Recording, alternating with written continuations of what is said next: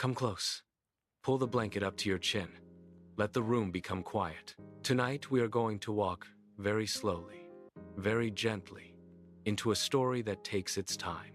A story about a small squirrel, a rusted robot, and the quiet, patient thing we call real love. In the soft green hills that surround Konya, where the weeping willows lean over still ponds and the wind carries the scent of wild mint and distant rain, there lived a young squirrel named Bouncy. Bouncy had the brightest hazel eyes in the forest and a tail that bounced even when he was standing still. He lived in a hollow high in an old chestnut tree, and every morning he greeted the sun by stretching his paws wide and saying, "Today is a good day to be kind." One late autumn afternoon, when the leaves had turned the color of honey and the air smelled of damp earth, Bouncy went farther than usual. He followed a tiny silver thread of light that flickered between the willow branches. The light danced, disappeared, reappeared almost as if it were leading him. Bouncy's curiosity was stronger than caution, so he followed. The path grew narrower, the willows grew thicker. Their long green fingers brushed his fur like gentle hands. And then the light stopped. Bouncy stepped into a small clearing completely surrounded by drooping willow curtains. In the center of the clearing, half covered in moss and fallen leaves, lay something he had never seen before. A robot. Not a shiny new one like the ones that sometimes flew over the city on delivery wings. This one was old, rusted copper and faded silver. One arm bent at a strange angle, its round glass eyes dark and empty. No hum, no glow, no movement at all. Bouncy approached very slowly. "Hello?" he whispered. Silence. He reached out one small paw and touched the cold metal cheek.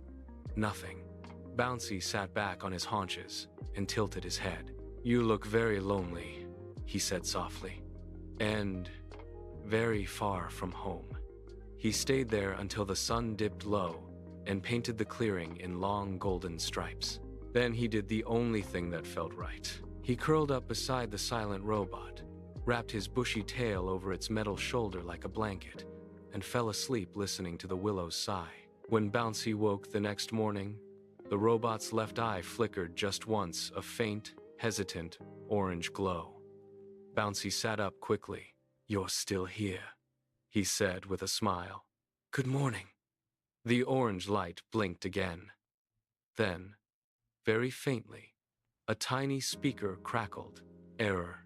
Core temperature. Low. Affection protocol. Not found." Bouncy's ears perked. "Affection protocol?" he repeated. "What does that mean?" No answer. The light dimmed again. Bouncy thought for a long moment. Then he nodded to himself. "Okay," he said. "I don't know what an affection protocol is, but I know what being kind feels like. Maybe I can show you." And so began the quiet, patient work of waking a heart that had never known it could feel. Day 1, Bouncy simply sat beside the robot and talked. He told stories about the forest, how the fireflies dance in summer, how the first snow tastes like cold sugar, how baby rabbits laugh when they tumble down hills. The robot did not move, but the orange light in its eye stayed on a little longer each time Bouncy spoke. Day 2, Bouncy brought a single ripe chestnut. He placed it carefully in the robot's open palm. "I grew this myself," he said. "It's warm from the sun. Feel it?" Metal fingers did not close, but the palm did not push the nut away. Day 3, Bouncy noticed a thin crack in the robot's chest plate. He gathered soft moss and pressed it gently into the gap like a bandage. "There," he said. "Now the rain won't get inside and make you rusty." The orange light blinked twice, almost like a thank you. Week after week, Bouncy returned. He sang quiet songs. He read aloud from a tiny book of forest poems he had found in an abandoned nest. He told the robot his secrets, how sometimes he felt too small, how he worried his friends would forget him, how he was afraid the winter would take more than just leaves. And slowly, very slowly, things began to change. One morning, the robot's other eye flickered on a soft green glow beside the orange. Another morning, Its bent arm lifted just 1 centimeter, then fell again. And one rainy afternoon, when Bouncy was curled against the robot's side telling a story about two lost stars who found each other, the metal fingers closed gently around Bouncy's paw. Bouncy stopped speaking. He looked up. The robot's faceplate tilted down. Its eyes, now both warm green, met Bouncy's.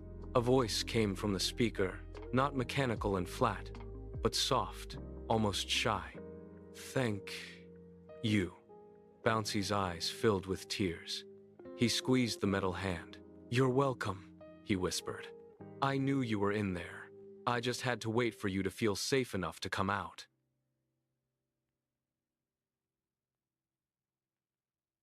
Bouncy smiled through his tears. "Because love isn't a program," he said. "It isn't something you install or update.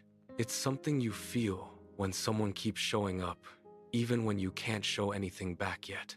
I stayed because you were lonely, and I know how much that hurts." The robot's eyes brightened. "Lonely," it repeated slowly. I felt that, but I did not know its name." Bouncy nodded. "It's okay. Now you have a name for it, and you have me." From that day forward, the robot who chose the name Echo because it wanted to reflect back the kindness it had received, walked with Bouncy through the forest. Echo learned to laugh at Bouncy's silly jokes. Bouncy learned to listen to the quiet songs Echo hummed when it thought no one was listening. They shared acorns and stories and long silences under the willows. And whenever Echo's lights flickered with doubt, Bouncy would take its hand and say the same gentle sentence: "You don't have to be perfect to be loved. You just have to be here." Years passed. The forest changed. New trees grew. Old ones fell. But Bouncy and Echo remained two small friends who had proven something very simple and very true. Love is not something you find already working inside someone. It is something you help wake up with patience, with presence, with the quiet courage to stay. And every night, when the moon rose over Konya and the willows whispered, Bouncy and Echo would sit together on the mossy bank of the pond. Echo's lights would glow soft green and orange. Bouncy's tail would bounce gently against the metal shoulder, and together they would watch the stars, two beings who had once been lonely, now no longer alone. Because sometimes the most important thing you can give someone is time. And sometimes the most important thing you can receive is someone who refuses to give up on you. Now, little one, close your eyes. Take a slow breath with me. In, 2, 3, 4. Out, 2, 3, 4.